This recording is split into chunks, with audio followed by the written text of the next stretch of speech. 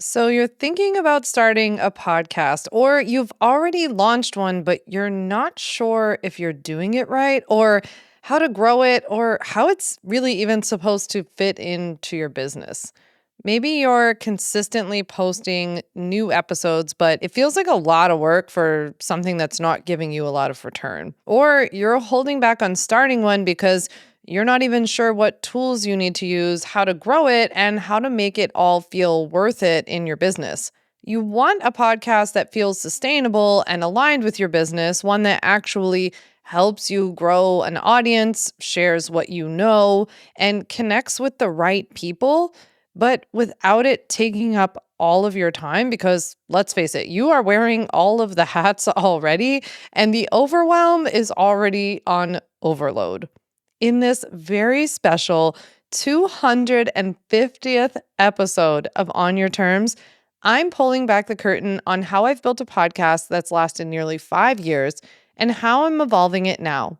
You'll hear what tech stack I use, the tools that I use to get my podcast done, my YouTube first strategy, why I've kept my podcast to mostly solo episodes. It's very strategic. How I've kept up podcasting for almost 5 years, and what's changing next. If you're looking to start, grow, or simply make your podcast better in a way that works for you, then this episode is the one to listen to. Let's hop in.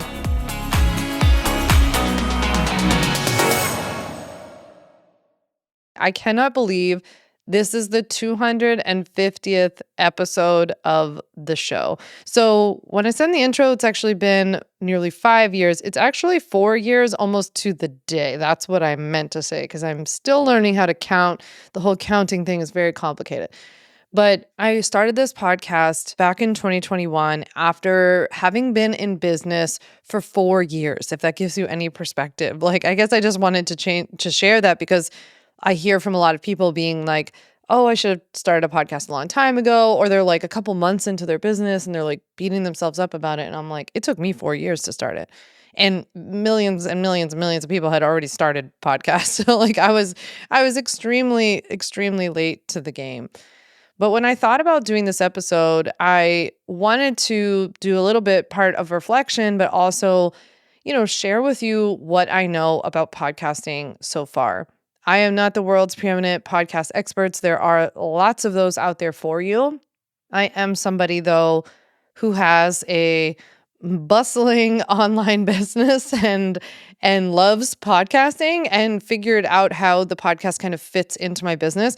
And I've made like a ton of mistakes. I've stopped and started. I've tried different methods. I've changed my mind a million times. And, in the process, I guess I've learned. And I've also just genuinely enjoyed it. So when I asked everybody on Instagram, what do you want to know about podcasting? I'm going to do an episode about podcasts.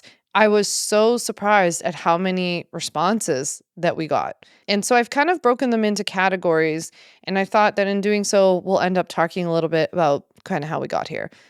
So I think that the first set of questions that I got were really related to kind of the mindset that I was in, or how I was approaching it when I started the podcast. Like, what were you thinking about it when you started it? How were you thinking it was going to fit into your business? How did you kick things off? So, for example, one of the questions I literally got was, what was your mindset when you started, and how have you stuck with it for so long? I was not personally that freaked out by the idea that so many people had already started podcasts, because when I started mine, like, what would be the difference between you starting an online business and starting like a website or an Instagram account or anything else, where it's like there are millions of people who have those already. So it's like the space was already crowded, but I think about it the same way that I think about every single thing in business, which was like there wasn't the show that I wanted to create. That was the point. And so what kind of show was I going to create?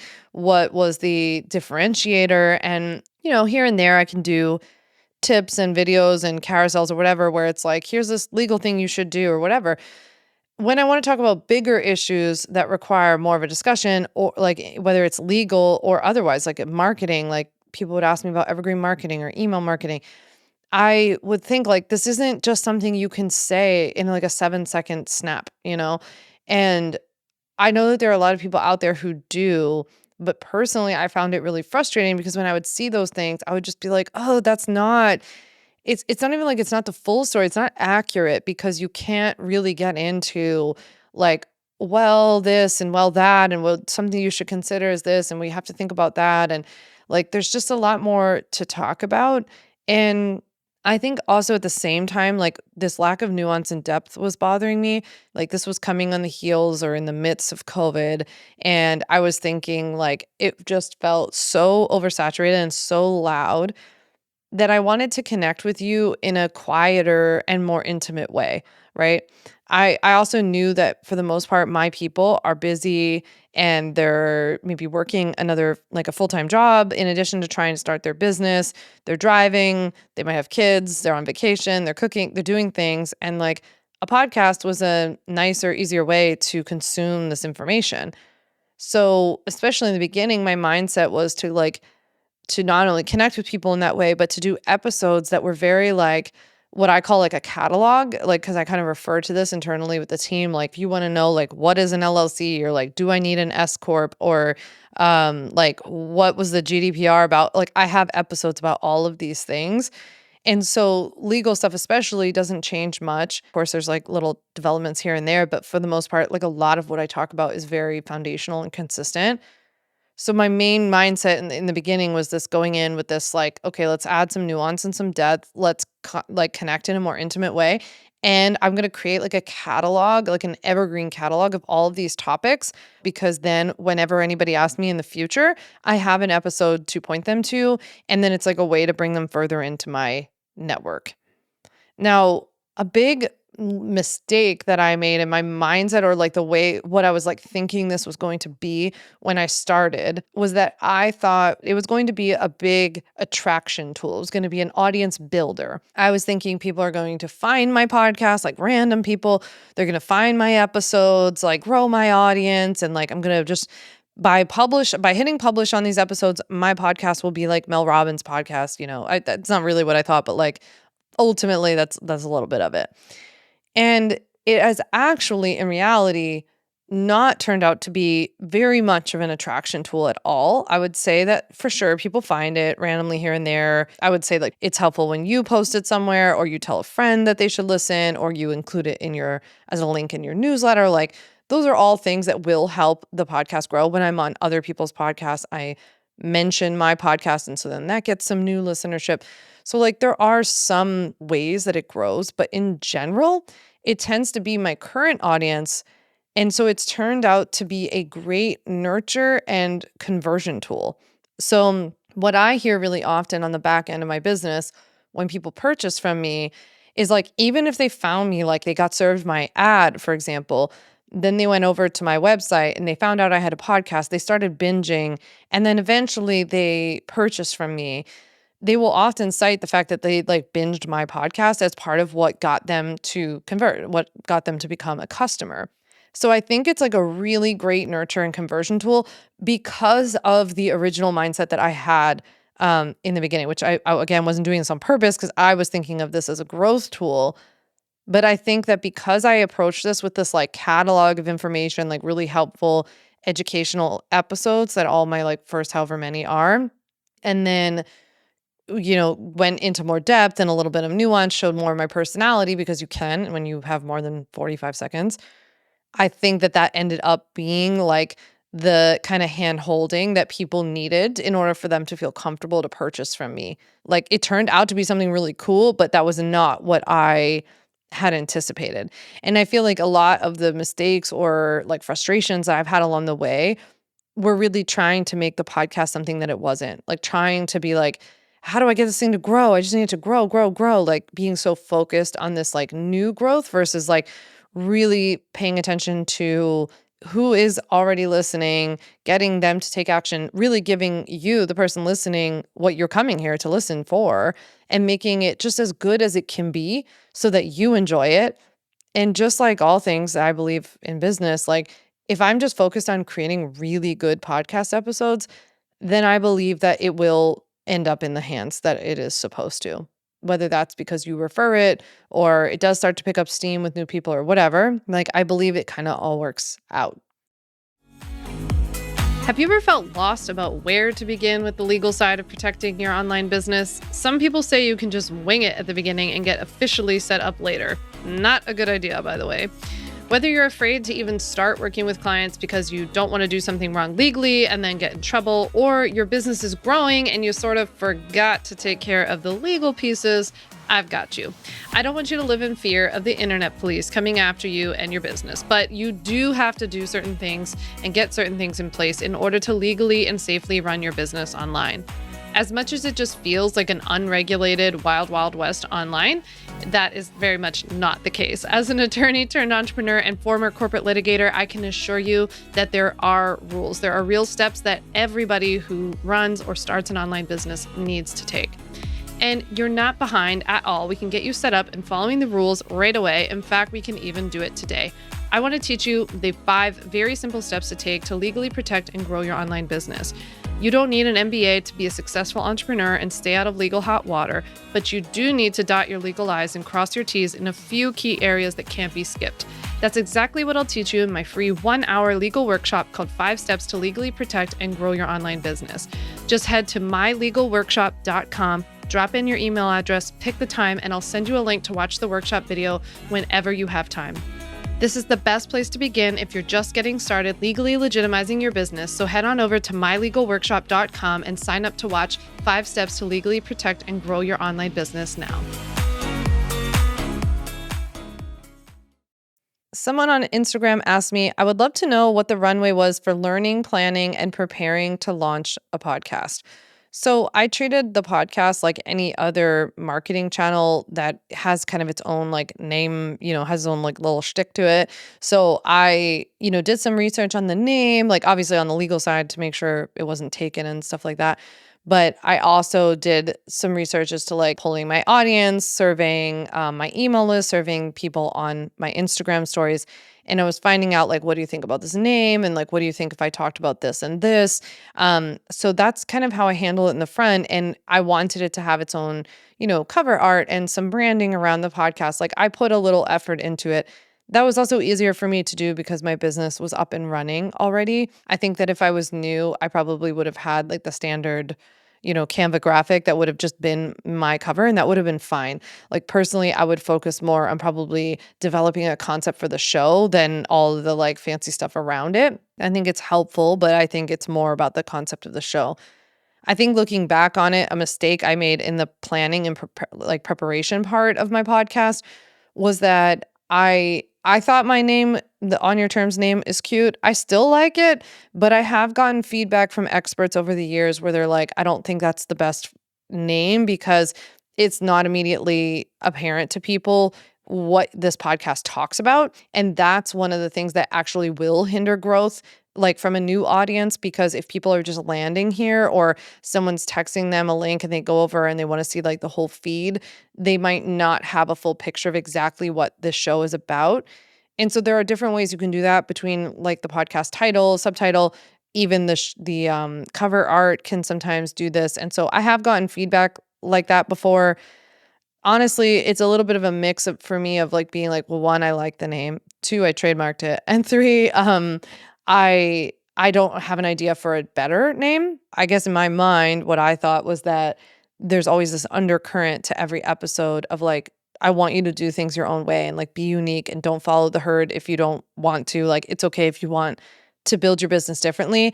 And I think that I give business advice that's different than like what the gurus say. So that was my thought process behind it. But I can also understand if like that doesn't, like it can't take all that explanation. It needs to be apparent. Because my business was established from the get-go, I have always had a production team or a team member that is producing or editing the show.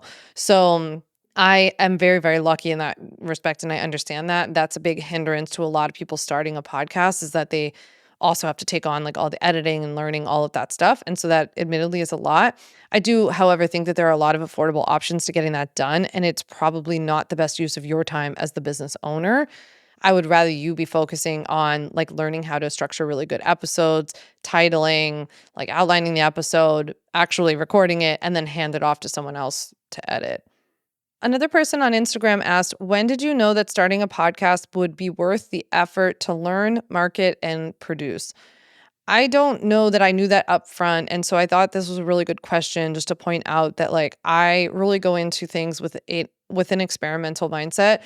I don't think that you can go into everything in your business being like, "I'm doing this because I know it's gonna be successful." The other thing is, like, your friend Julie could have started a podcast and it's wildly successful, and she has the same exact business as you, and it's like, it is bringing in new audience or it's bringing in new leads and it's converting people into customers, and so you think like, "Oh, okay, well, Julie and I have the same or, similar business. If I start a podcast, clearly I will also be successful." I don't think that's how it works personally. I think there's some weird like podcast magic. Also people are different podcasters, like there's just a lot to it. And so I think that part of this is more about this like, do you like it? Are you like mentally on board with the fact that this is a long game? Like it's going to take a long time. Cause I think a lot of people start podcasts and then, after like 6 episodes, they're like, only 50 people are listening to this. Like I'm out. So I think that it's worth the effort if you're up for trying. And if you're looking for a more long form piece of content to have for your audience, if you're after listening to what I'm saying, where like I think it fits in nicely to nurture and convert people, like that's when it would be like, okay, well, I actually need a good nurture and conversion thing. I have some other attraction tools in my business toolbox. So like this would be a good fit for my nurture tool. So that's how I would think about, the mindset of kind of starting it. Okay, so we've talked about my mindset in starting the podcast 4 years ago, as we now know, but what about my mindset now? I, again, very hard on myself and don't think I'm good at it, but I really like it, which is a really good sign, in my opinion, of like whenever you're trying to pick a content channel or something like that. If you really enjoy it, and like even when the numbers come back or something happens and you're like, oh, that didn't go as great, and you're like, well, I still really want to do it again, I think that's a good sign. It means you really like something. So I think my mindset now is much more like the experimental side of me has shifted into being like, I wonder what would happen if I just like really poured my energy into this, regardless of the stats, and I saw how this went eventually. What if I let people see more or different sides of myself? Like my last episode, for example, 249. If you haven't listened to it yet, it's about how, I'm really evolving alongside my business and I'm taking care of myself and doing things beyond my business and kind of like what I see the future of me and the business being. Like, I don't know, I'm trying to think about like just being more of myself, producing better episodes. Even that is like, what does that mean to like produce better episodes? That's something I'm learning. Like I'm trying to like come up with better intros and think of better structures or think of better topics for you all, think of better titles for you so that I can reach more people. But it's very much something that is like always evolving and something that I'm open to getting better at. And I'm open to it being a long game, which I think is crucial, especially when we are talking about podcasting or YouTube. Instagram and TikTok and things like that are a long game too, in my opinion, but you can like hit it and like get randomly viral or something like that. But really, I think in these more long form content things, like I definitely like, I'm very honest about the fact that like I want to grow it. I want to get it in more people's hands. I think I've changed my mind a lot and have a different mindset these days about the format of solo episodes versus guest interviews. So when I started, I thought that I had to do a lot of guests, or I would swing to like, I don't want to do any guests. I just want to do solo because I want all of the like traffic to point back to my own stuff. And I've landed somewhere in the middle where, I think like when you own your own business and you want to have a podcast, it is really helpful to have solo episodes to talk about what you want to talk about, position yourself as the expert because, you are on your topic, and then point people, like most logical step is to point people to your thing, like either your product or your email list or something like that. Right. And it really, again, nurtures those people in your community to eventually become your customer. So I'm a really big fan of solo episodes. I think they're really important for business owners. There are many plus sides as well to guest interviews. I mean, besides getting to have like great conversations with people and getting to have people on who know a lot about some topic that I'm not as well versed in. So like that's really fun. And personally, I've really been trying to work on like my interview skills and get better at just like really being in the moment, not having so many prepped questions, like really just having a conversation.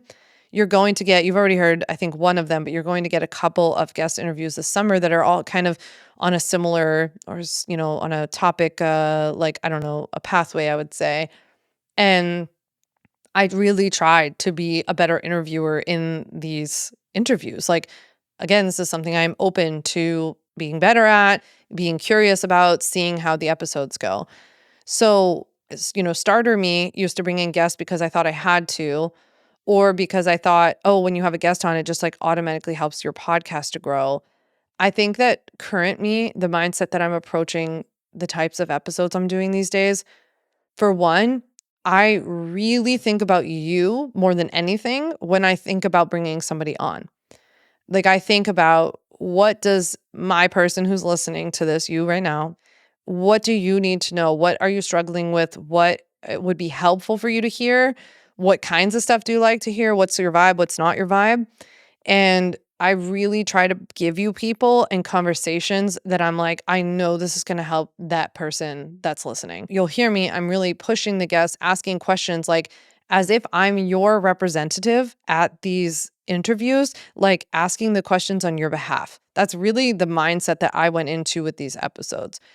So because of that, that's really like up the bar. Like, if I'm going to have a guest on, it's got to be good. You have to be good. You have to be somebody who I'm comfortable promoting, somebody who I think really has something to offer my people, somebody who I think that you're really going to like. The other thing I just wanted to share before we move on about this point is that something I learned with guests that's working really, really well is positioning guest interview to be something very specific, like one topic, not like have this person come on and tell me about their life.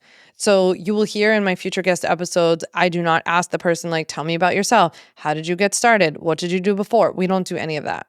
So for one, we're jumping in much faster, but two, I'm coming in with like a much more specific, like, I have a couple copywriters this summer, and it wasn't just like, tell me about copy. Like, tell me how copy goes. No, it was like, you're doing this one thing, and I think you're doing this one thing really well, and I want to dig into this one thing. So hopefully you hear that throughout my guest episodes this summer. I still lean mostly solo episodes because, for one, it's just like a lot easier, right? Like, I can operate more on my schedule.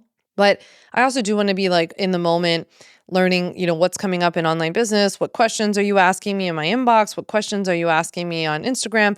And then integrating that into my content. But I also go back to the roots of why I started this show. Like, I want to build a connection with my audience based on my expertise, what I'm learning, create this depth and nuance, in conversation. And I want to continue to point you to my stuff because I have other things that'll help you. So from a business perspective, it still makes sense to me to do mostly solo, but then being really choosy by bringing in guests. Someone else asked me, how are you evolving as an entrepreneur as your business continues to grow? And how do you see that changing the business over time? So I talked about this a lot in the last episode, that I feel like I'm evolving by, really feeling like I don't want to be defined only by legal stuff, and that I have more to share while simultaneously wanting to talk still about legal stuff and sell that stuff because that is what I do. And I love it, and I think it works, and I think we have really good products, and I have really, really great customers and all of this kind of stuff. And I know you need the legal stuff. So like, on the one hand, I don't want to shoot myself in the foot, and on the other, I have a lot more to say. And hopefully you're seeing or feeling a little bit of that difference already this summer with my episodes. But I think that you will just see me, I hope, continue to spread my wings a little bit and have like the confidence to talk about other things. And then what comes from that, I'm not really sure. Like, I'd love to write another book. I would love to, I don't know, maybe talk on more stages. I already have a couple of things planned for the rest of this year, but talk on more stages with more communities, like just have a greater impact. And I shared in the last episode very open and honestly that like my primary like business task is to write and to have a podcast that reaches a much bigger audience, and like write books that reach a much bigger audience and things like that. So that's really what I want to do. I would hope then that the podcast would reach more people over time.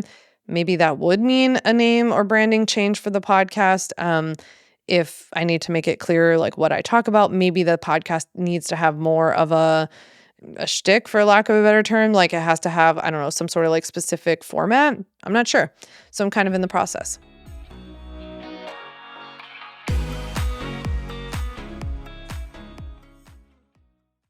All right. So the next group of questions that I got were really all around my tech stack, my tools, my setup, like all the ways that I record, edit, produce the podcast, and then also into my YouTube videos because I take a what's called a YouTube first strategy. So let me explain what a YouTube first strategy is, and then that will kind of dictate telling you a little bit about the tech stack we use and how we go about editing. So, in general, these days, I'm taking what we call YouTube first strategy, where if I have an episode that is highly YouTubeable, then I do it on video and I really do like the full setup. I don't wear headphones. It really is styled to just look like a YouTube video of me in my office. I have lighting on my face, like the whole thing. I'll probably not be wearing sweatpants as much. And so I get on and I do it more like a YouTube video. And then that video goes and gets edited by Taylor on my team who does fantastic YouTube editing. You can go check out my YouTube videos. I can link to some of the most recent ones in the show notes. But we edit that and post it on YouTube, and then the audio of course gets edited and extracted and posted as a podcast episode. Michelle and our team edits the podcast episodes, all the audio versions, and she also oversees the editing process of those YouTube videos once Taylor has taken her first crack at it. And we take out, obviously, for the audio, anything that's like really specific to YouTube, where I'm maybe pointing out a graphic or something like that. But that's essentially what I do for most episodes. Some episodes don't lend themselves. Like, I didn't do this one as a video. It could have been a YouTube video, but this one and the last one, which was just more personal, like 249, was just more of like a status of like how I'm evolving as an entrepreneur and kind of what I'm seeing in the future. I find it helpful sometimes to, like when I'm sitting here recording this right now, like I have my camera off, I'm just sitting with you and the mic and I'm just like really focused on having this conversation. Sometimes for these kinds of episodes, I think it's helpful to do it that way. And then there's other episodes, like I did one recently on like the steps to take to legally start an online business. And that is highly YouTubeable, right? Because it's really searchable. It's a searchable topic. It's evergreen, meaning that a year from now it will still be relevant and people can find it. And it just like makes sense that that would be a YouTube video. So when I have a topic, I kind of step back and I approach like, is this one that should be like YouTube first, or is this a podcast only? I also don't think currently with YouTube that you have to post on YouTube every single week in order to grow or be relevant on YouTube. So that has taken a little bit of the pressure off in terms of feeling like that's what I needed to do.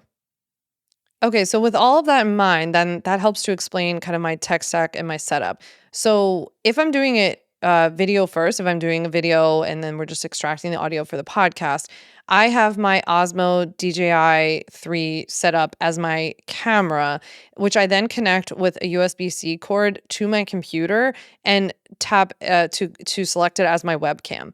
We use Riverside FM as to record both either the video or the audio for the podcast. And so you can select like what your camera is, what your mic is, all that kind of stuff right in Riverside. So if I'm trying to do this for YouTube, I will use my Osmo DJI 3 and I will select it as my camera in Riverside. That makes it super, super easy.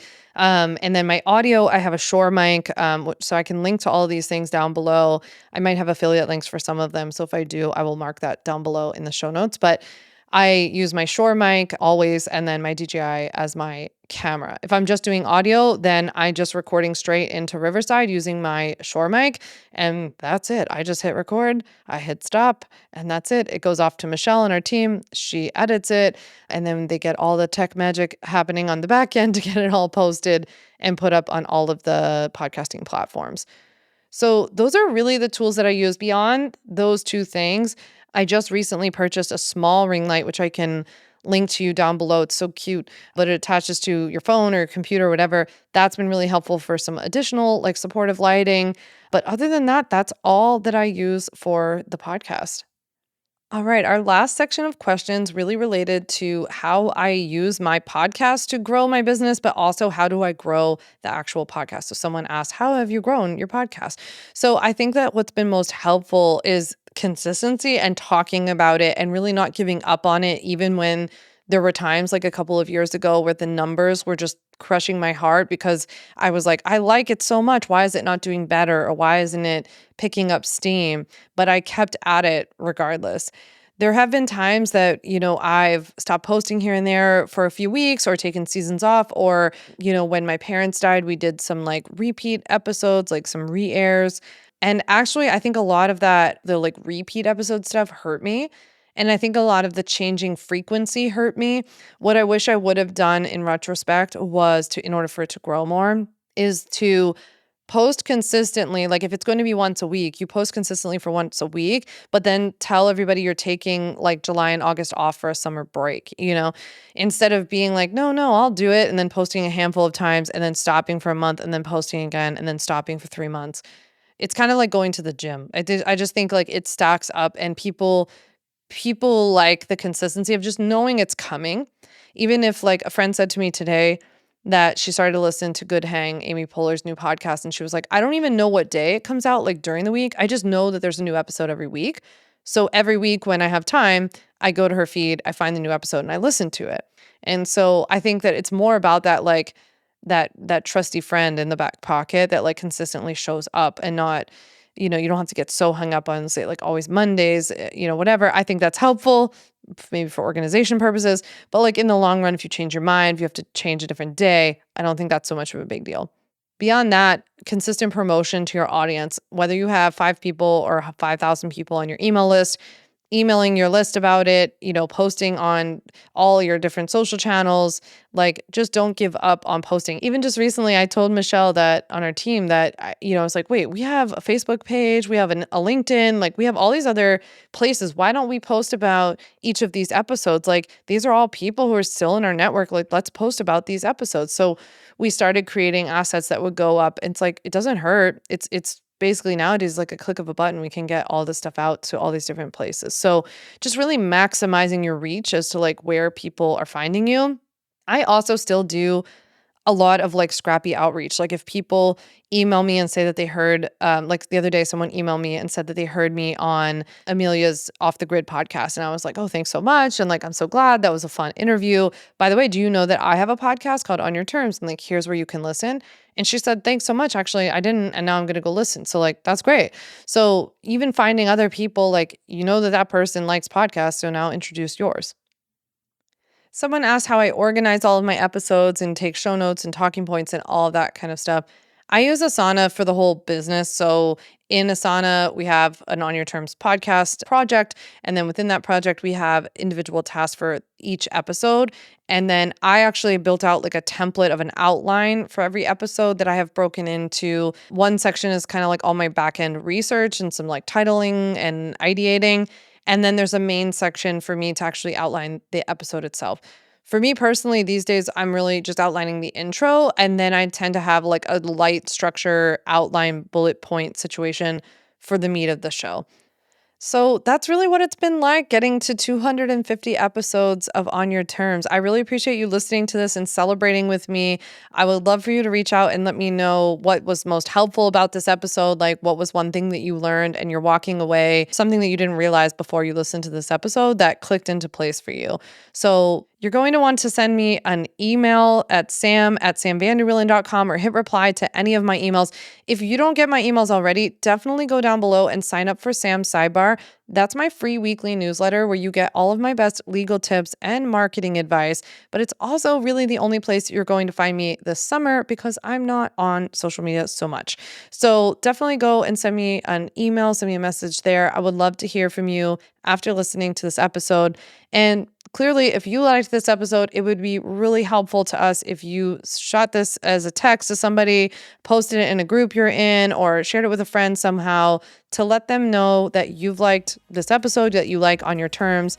It means so much to us in helping to spread the word about the show. So thank you so, so much. I really appreciate you listening, and I hope it was helpful. I'll see you next week.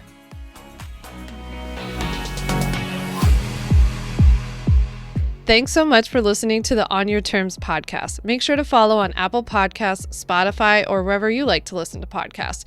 You can also check out all of our podcast episodes, show notes, links, and more at samvanderwielen.com/podcast.